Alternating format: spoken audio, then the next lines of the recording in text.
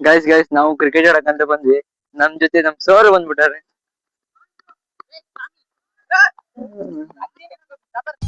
Guys ಫಸ್ಟ್ನೇ ಬಾಲಿಗೆ ball ಕಳೆದು ಬಿಡ್ತು.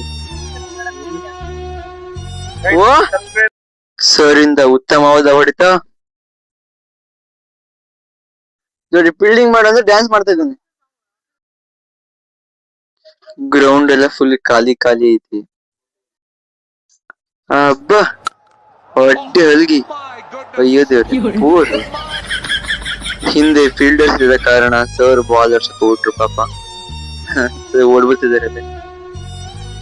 ನಮ್ಮ ಕಾಲೇಜಿನ ಉತ್ತಮವಾದ ಬೌಲರ್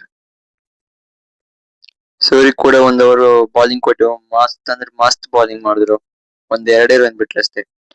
ನೋಡ್ರಿ ಗೈಸ್ ಫೀಲ್ಡಿಂಗ್ ಮಾಡೋ ಅಂದ್ರೆ ಮಲ್ಕಿಂದ ಇಂತರಿಗೆಲ್ಲ ಎಂತ ಹೇಳ್ತೀರಿ ಹುಡ್ಗ ಹೇಳ